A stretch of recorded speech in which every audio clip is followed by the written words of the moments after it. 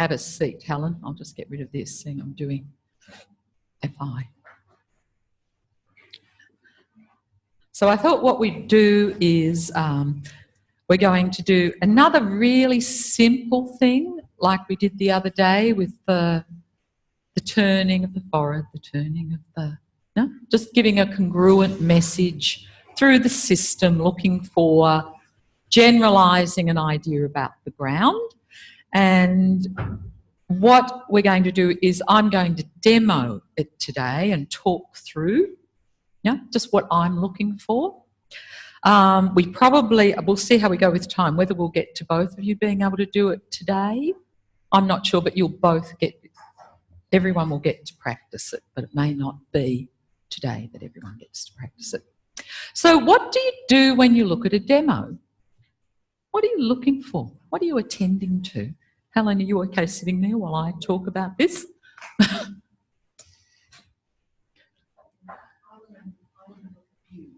Mm-hmm. Oh, she's just made me do this.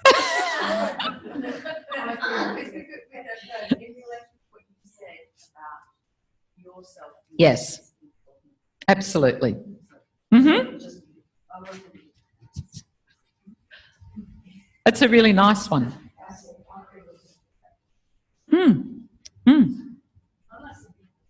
The person, and when you look at them, either the person who's doing it or the person who's on the table or whatever position they're in, what are you looking for? Oh, you're not watching. That's okay. Yeah, no, I mean, yeah. So there's something watching about there that gives you a sense of what's happening in their system, maybe. Yes, particularly their level of comfort. Mm-hmm. Whether they, even when they've got their eyes closed, you can tell whether they're with the practitioner or a bit confused sometimes, or which is interesting to watch. Which is probably something you can't always see very well as the person doing the FI, can you? I think you're paying attention to multiple things. I think what I find so fascinating is, because some of my clients now come and they video their FIs because they actually find it's really helpful to take it home and to see it again. What angle do you do that from? Usually it's on an iPad, so the iPad's over here somewhere. Right, so you get okay. Yeah, a general view of what's happening. And some of their reasons for doing that is it reminds them by seeing it sensorially as well of what it reminds them. And they said, and I hear the things that you're dropping in that I'm often not hearing, that I forget, and I could say, well, maybe you forgot them because it didn't mean as much, but I don't care. If it helps your learning, feel free. No? So it's a really interesting one. So what are you looking for, Philippa, when you say you're looking at the practitioner? What is it that you think you're paying attention to?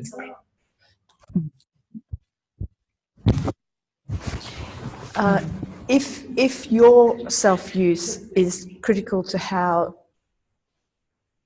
the movement is or the lack of movement is felt through the person, I want to be able to see how your movement is communicated into the other person's body. So something about the flow, maybe.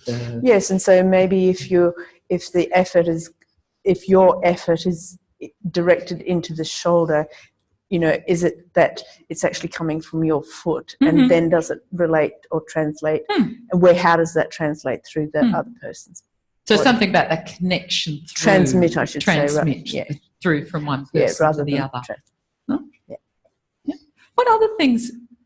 I've seen you all observing FIs, say at lunchtime. What are you? Is there anything in particular?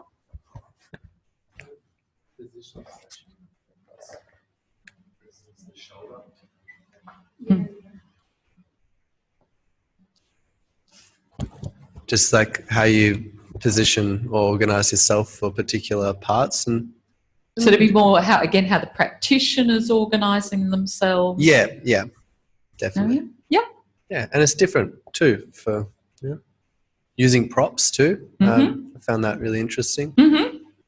Using and leaning on the table, but it's like and sort of like in the ATM too, how you can be specific or you can be global, like just seeing like both of you both, just that spread of attention as well. How's the other things that people? Yeah, Helen, what have you? Do you want to talk into that? How the practitioner moves themselves over their base of support.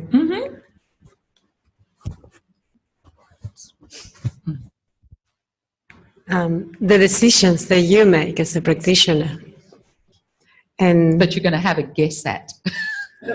Yeah, that's why I'm observing. I'm completely lost. But that's what I'm observing. Why you take this decision, going to the feet, to the head, to the back, and I'll put things here, trying to make some sense of the sequence of and what's happening. And without here, because if you talk really soft to the person, so you're just guessing. And can you just talk a little? And also the atmosphere that's created in between this and you or Jenny or Lisa. It's like a dance almost.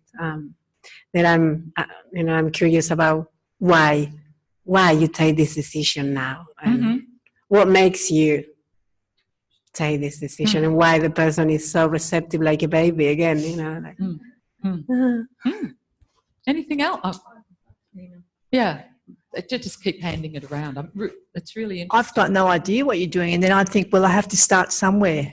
So it's like an intuitive, or take a guess, or just start somewhere, do something, because I've got no idea what you're doing.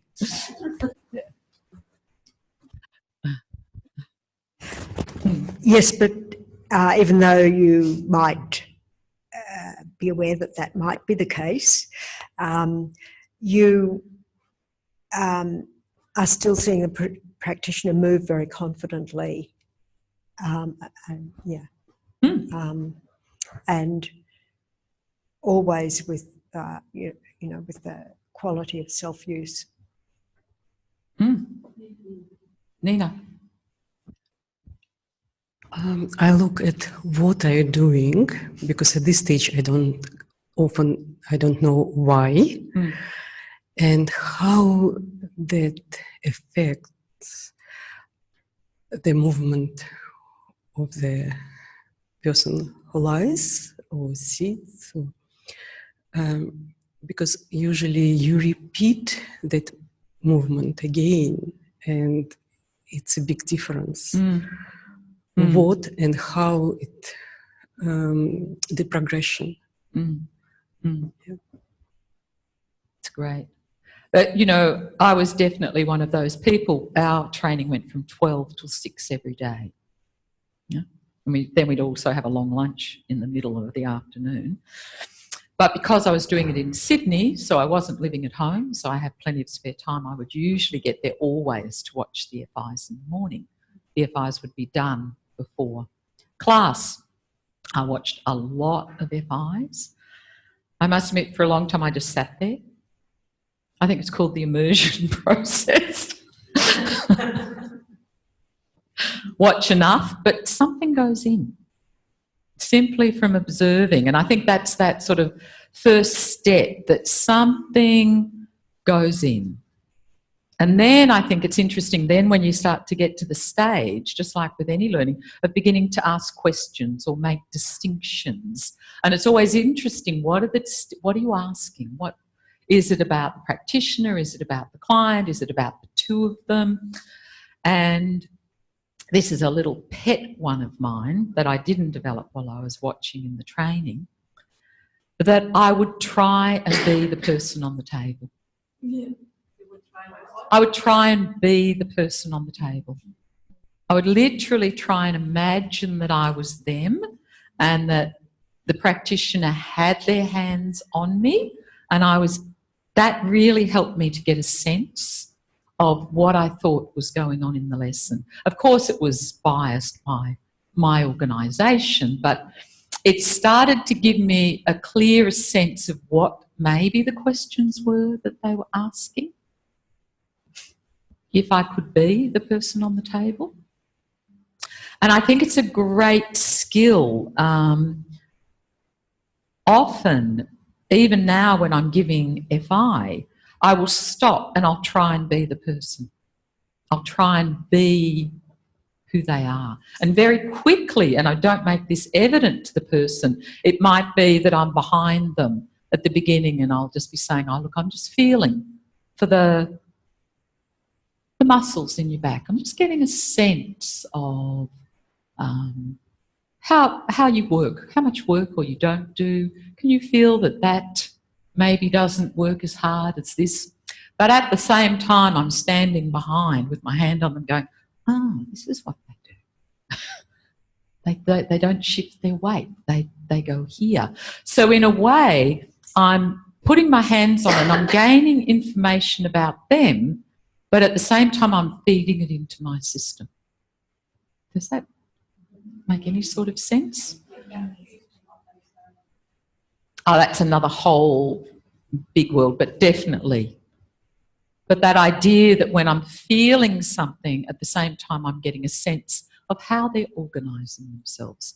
To me, touch is an incredibly powerful tool, powerful sense. And I'm amazed by the number of people that I might start off, you know, and they've come along and I'm thinking, oh, do I want to work with this person? Do I want to whatever? And I put my hands on them and everything changes. Because somehow when you've got your hands on someone, you're feeling them, they're feeling you, you know the real person somehow. I don't know, that might sound a bit bizarre, but you're really with someone. And I actually really like that. And don't get me wrong, I've got incredibly clear boundaries. That's one problem I don't tend to have an issue with. But it is that wonderful place of that we're in this together. And the quicker I can get in there to feel I'm in there with them, the better the FI goes. So with Helen, I'm going to show you, that's why I'm going to demonstrate this first, what we do. So we're going to virtually do the same thing we did the other day, but we're going to do it in side lying. So side lying is inherently more unstable, which I'm sure you've talked about. Usually people you would expect to have a little bit more give in their system. That's what you're looking for. So I'm always right from the beginning setting someone up to make sure that they can move. My first priority always to set the person up where movement is possible.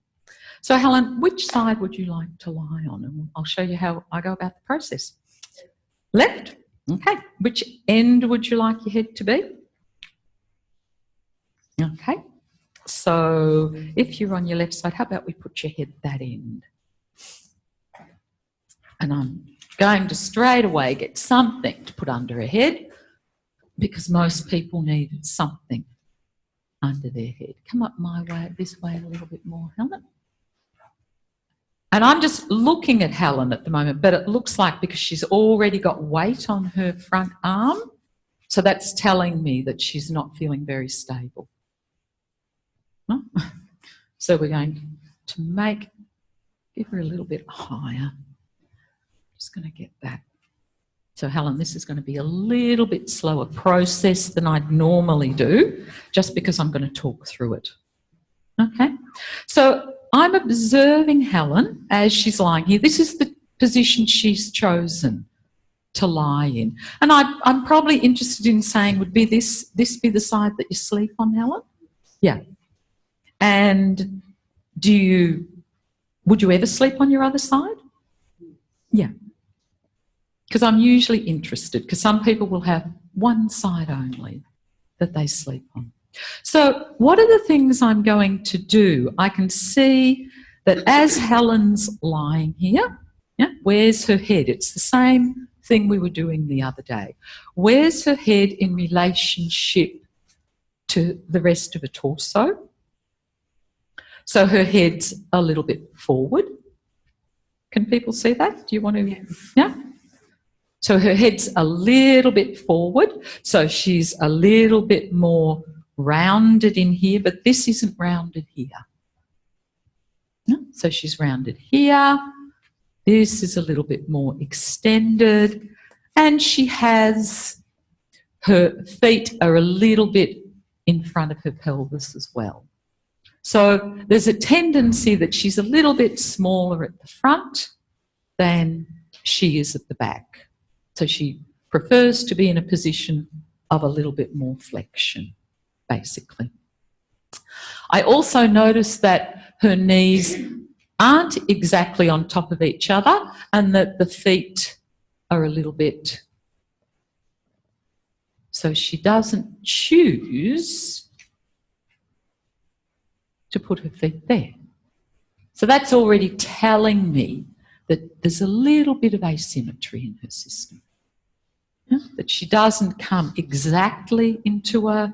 And that's not anything. It's not going ding, ding, ding, ding, ding, ding, ding. It's just saying something I notice.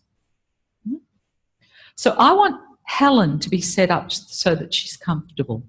So the first one that what I'm interested in is that if I think of the spine from the top of a head down to a tailbone,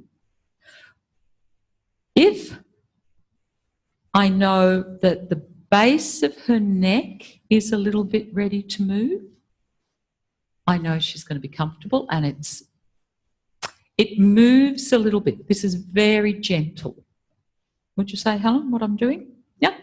So it's a question. It's a really light question of what's the readiness to move. And what I feel with Helen is the top part of her follows me a little bit, but nothing's happening under here. The top part of her is following my hand. So her upper ribs are moving, her upper shoulder is moving.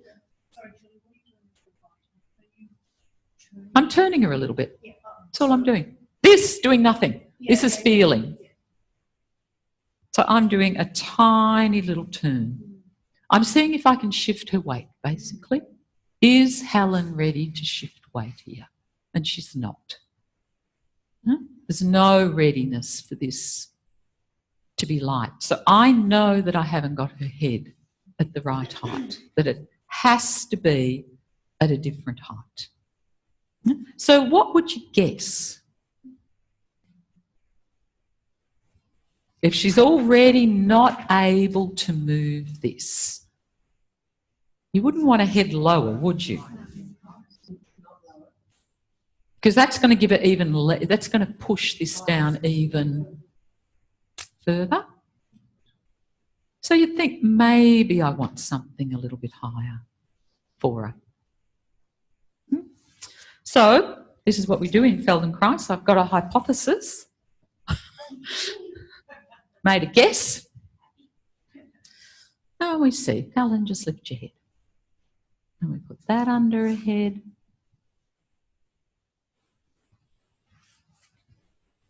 She adjusted herself. That tells me she's got a healthy system. So I could put something under Helen's head and she's got a system that can sort of go, oh, yeah, I need to adapt to what you just did. And I check it out again. It's still not quite ready to go. Can you feel that, Helen? She's now moving. These ribs are starting to move a little bit, but she's still not shifting a weight over the underneath shoulder.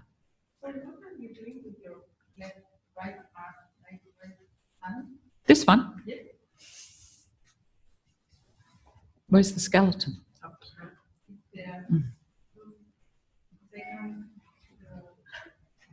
It's fine. It's fine, Helen. If you're comfortable for what we'll be doing as it goes on, it's absolutely fine.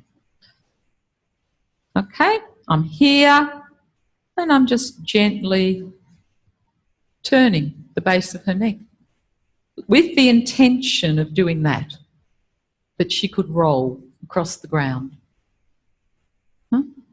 And you're seeing that roll in both directions, backwards and... As long as she can roll. I don't really mind too much, as long as I can begin to shift a weight. Alison?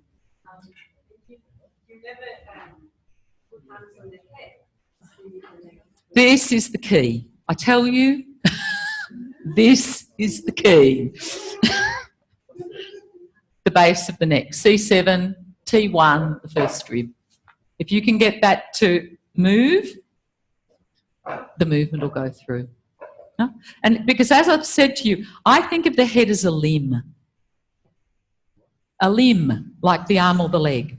This is a limb to me. This is the bit that...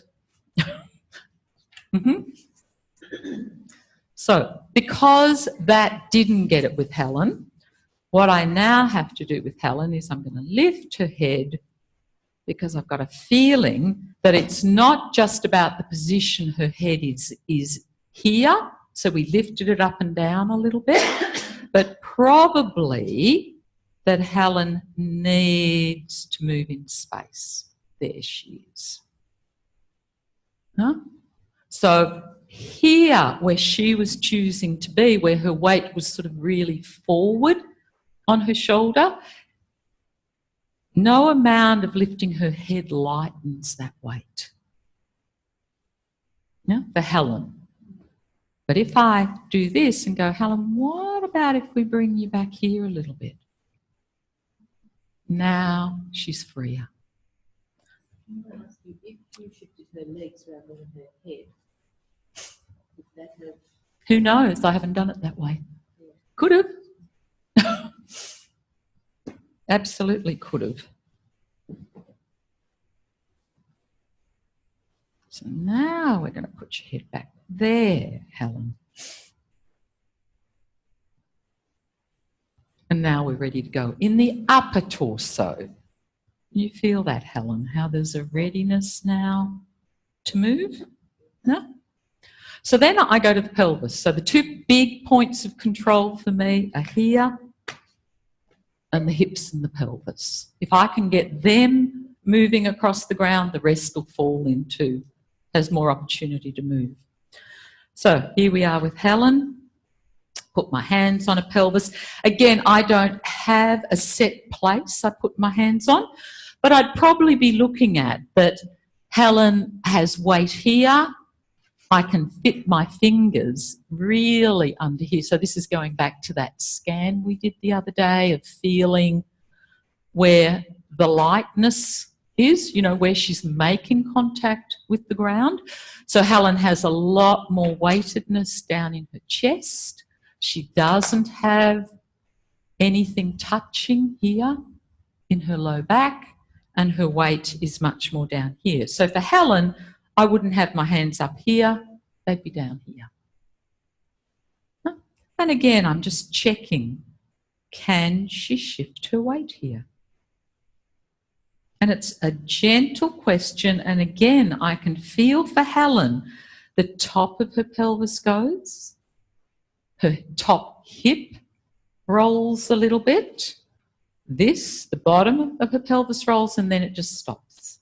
So again, we haven't got the ground here, which she's still not in a position that this fundamental relationship to the ground is available for her. So we've got different things. We could try, and again, these are, I'm asking questions. Would it help for Helen and her leg? This is very light. This is not light.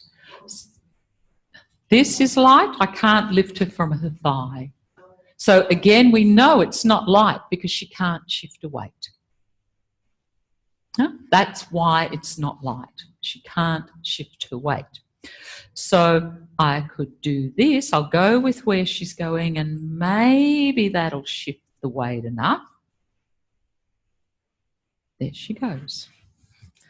So that's where Helen now feels light.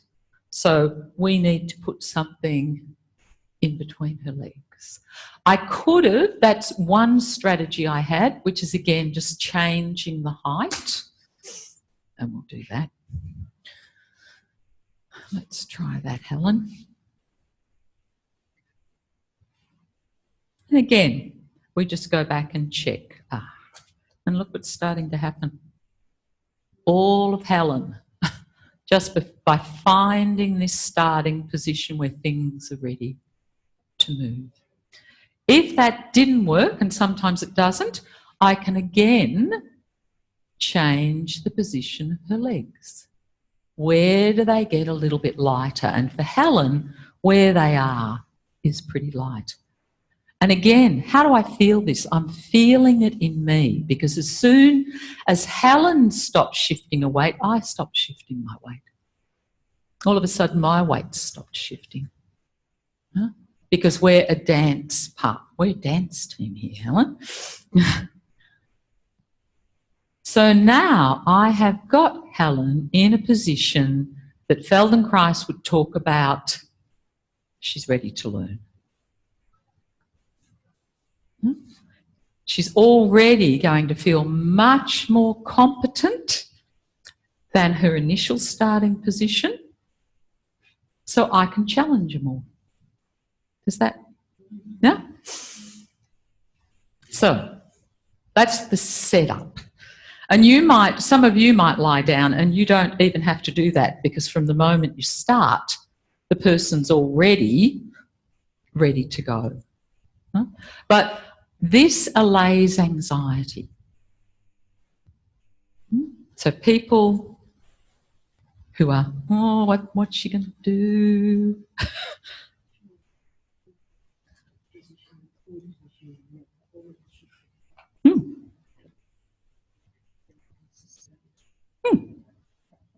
But see, there's the beauty. So did you hear what Helen said? She said the new position I put her, she's already shifted a bit because she didn't know if she could sustain it. That's a healthy nervous system. Yeah?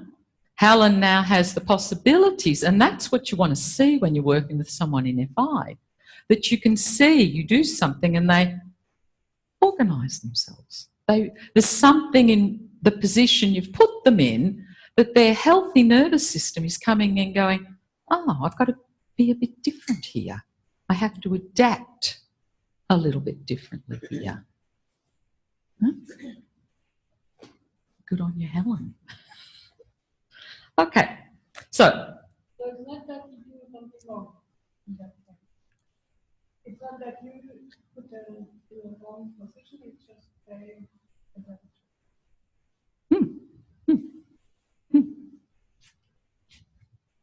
So they're finding even a better place than where we put them, Karen. Does that make sense?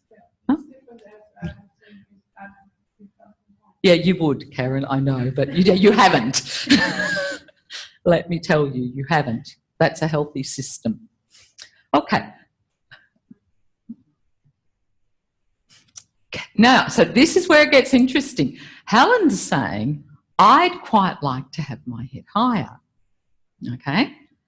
And I'm going, it's moving there. This is where you're going to get when you ask people, are you comfortable, which I never do usually, until I know that they're comfortable. Don't believe a word they say. And I don't mean that, but you've got to know how to check it in terms of what we're looking for comfort. So because Helen said that, and we have done something down here, which could absolutely be influencing where her head is, I'm really happy to check it. So I go back again and I just go, is something there influenced? And it has. It's not quite as easy. So let's bring you back a little bit more, Helen. How's that, Helen?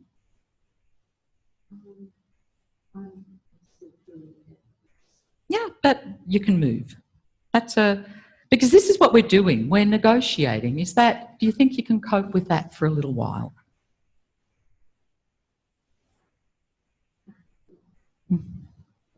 Yeah. And you can let me know, because this is what you're doing. You're having a relationship with someone. No? So again, she's expressing a little bit, but I feel her head's heavy here. That if I go to lift it, it's not going to get any lighter. So I have to rely on my perception at that moment and go, well, maybe if we just shift back a little bit more. No? Okay.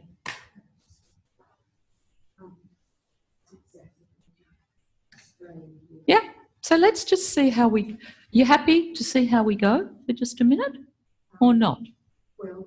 Yeah. Okay. So now, I've got the different things. So I'm going to start with Helen, feeling for where her weight is, and just feeling how does she roll a little bit forward and back in her pelvis.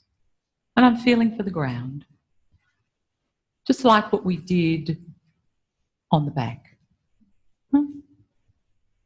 And what I'm feeling for again, and I find this really interesting with Helen, if I just touch her pelvis, she's much more willing to follow me. As soon as I touch her shoulder, it's gone out the window. It's gone out the window. The movement has just stopped. The movement in her pelvis has stopped at that moment. No?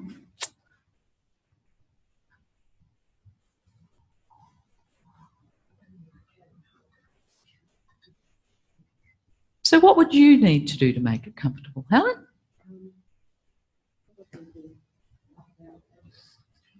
Okay, we'll try. So she's wanting lots of side bending. How's that?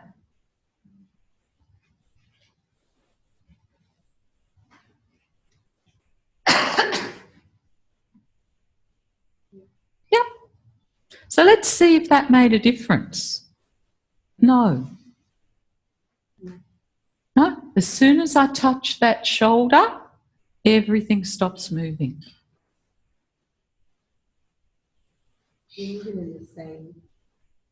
I'm doing exactly the same movement, but as soon as I touch Helen's shoulder, and I'm not doing anything with this hand, just putting that hand there, I'm not even putting any weight on it.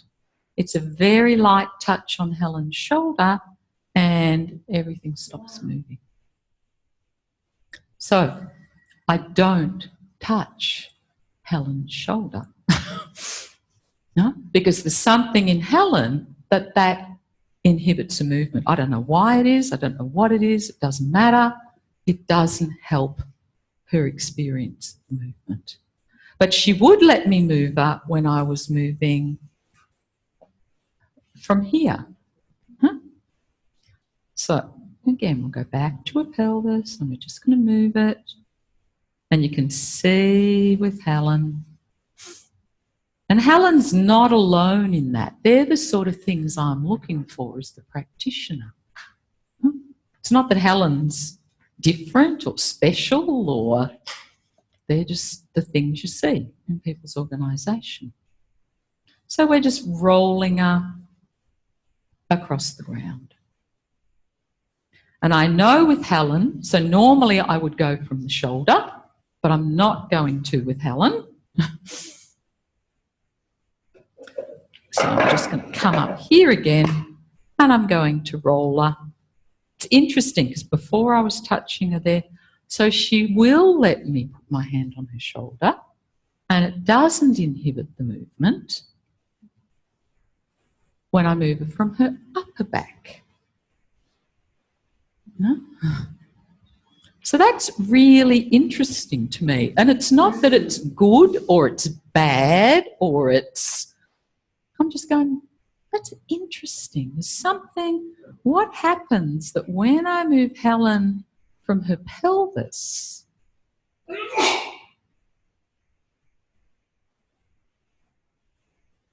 I'm just gently feeling where she can roll her weight, keeping it really easy. Keep finishing in a position where she's not forward or back for her, but somewhere in the middle.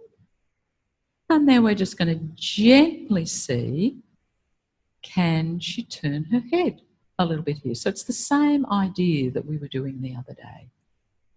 And for Helen, it feels that as she rolls back, she tilts her head up a little bit. And as she rolls forward, she more goes straight. As she goes back, she tilts her head up a little bit. As she goes forward, she goes straight. And then I could begin to think. I'm not making it happen. I'm not doing anything. But I'm just getting a sense of, I remember where she could roll across that underneath shoulder. I remember the trajectory from what we just did. And I'm just seeing, is there any possibility with Helen that we could connect those two? That there's any connection for her between the way she rolls her head and the way she rolls her upper torso. And then I leave her somewhere in the middle. How are you going, Helen? Yeah. So this is where sometimes you've got to sort of stick it out a little bit and give them time to feel that if you include more parts of them in the picture, that things can start to change a little bit. So it definitely, with someone like Helen, who's a little bit anxious about her position, I'm not going to stay in one position with her, with my hands. I'm going to constantly be moving around to keep showing her that A could join to B, could join to C, could join to D. So then I can do feeling for where the weight is, and I could just do a little bit with her leg. So this is what we were doing with the feet the other day, and I'm thinking as I do this of what's happening in the underneath leg, and that could roll a little bit as well. I was going to ask, are you asking for the weight under her right leg or under her left leg? Under her left leg. Yeah, I'm looking for the ground. Always looking for the ground. So, Helen, you'll feel this is very different if I just do the top leg. No? Because then she's got no safety. She hasn't got the ground to give her that connection. No?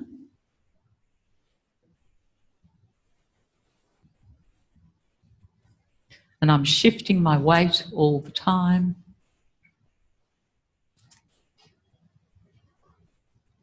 And with Helen, it's really, this might not have any meaning for you yet, but with Helen, even though I'm thinking, I can't go into thinking. Because if I start thinking, my focus narrows and I disrupt her system again because I lose the big picture. And it's really important with anxiety that I can hold that big picture. Yeah? So that was the leg. We go back. So I'm just going, is there anything? And Helen now can begin to roll forward. Her head's responding, the shoulders responding. That's beautiful. And all of a sudden, her hand doesn't have to support her anymore. And her hand doesn't need to support her because she's getting more support through her torso. So she doesn't have to have that there.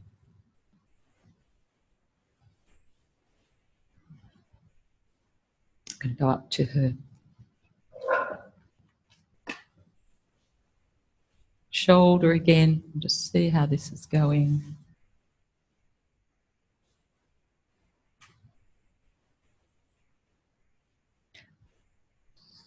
Her head's following this now. Yeah? And we're getting further through, which is really fantastic because, as I said to you at the beginning, none of this touched. None of this had the ground. So as it's getting the ground, she's getting lower to the ground there, the movement is able to start going through. So it's still not through, but it's a lot further through than it was. So you can see right down to her lumbar spine now, but not really her hips and pelvis yet. Is coming along. And then I'm going to come back to her head.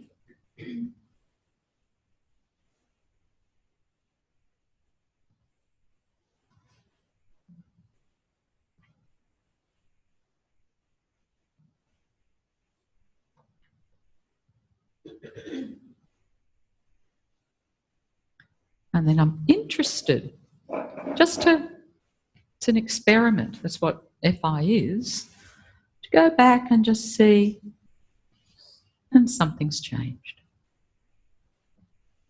So something's changed in her system. She can now allow me to touch her shoulder, and it's responding now to the movement across the ground. So she doesn't have to protect herself so much. She doesn't have to, whatever that was about.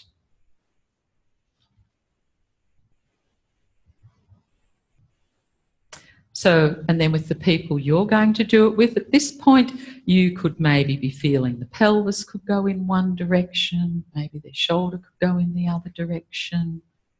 You could begin to see, or maybe their pelvis moves a lot and their shoulder moves a little, or their shoulder moves more and their pelvis moves a little. So you're starting to just connect things up a little bit, but always within feeling for the ground and where does this make sense for that person.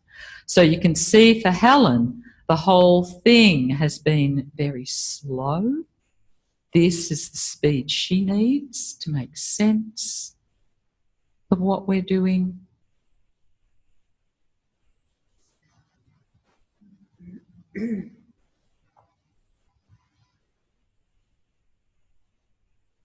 And there's more of Helen now coming along for the ride. So I know her system has settled. And how do I know? It's because she's got more ground. That's what settling means. That's what calming the system usually means, giving the person a clearer sense of the ground. So again, I'm not trying to do anything. I'm not trying to change anything. I'm noticing things. I'm feeling what happens. Okay, Helen. So if we take this out now, and Helen come up to, and usually if it was Helen, I wouldn't bring Helen up to standing. What's the reason? I don't think Helen quite trusts me enough yet. And I'm not saying that in a negative way. I'm not saying that in any, her system is still, we're still developing our relationship. We're still developing our ability to have a conversation. How do you feel, Helen?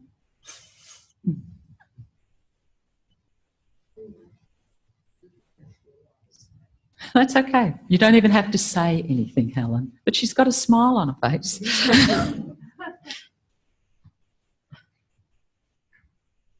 Yeah, just when you're ready, Helen. There's no hurry.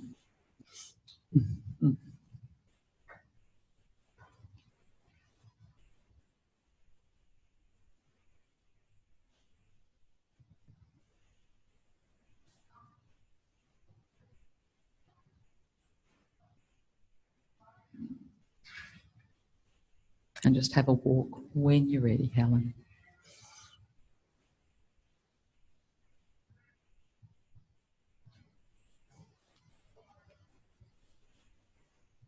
So that's what FI is. It's that developing relationship. It's about developing trust. It's about not ever judging the person. And the reason I can do that is because I'm in a place where I don't need to do that. I'm simply interested in Helen's organisation and how she organises herself in the world.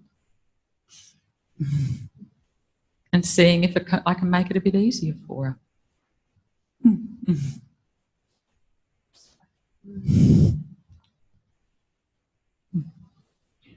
You don't have to say... I don't know. I can't describe. Don't try and describe it, Helen. No? So I think we'll leave it there. You can... Just holding someone's head in that position.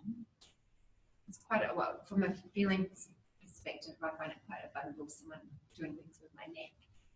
And I just intuitively do it.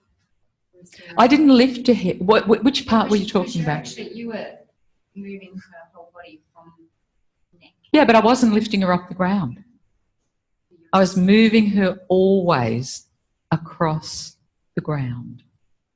So what, Helen, when I was moving your head, it was always in contact with the ground. She probably doesn't remember, but it was. Yes, except at the very beginning. Except at the very beginning when I changed where her head was. Huh? But if you didn't feel safe doing that, you could literally say, put your hands on them and say, could you lift your head up and move it backwards in space? You don't have to do it all. So we can do that on Monday. I can talk you through that sequence. Great.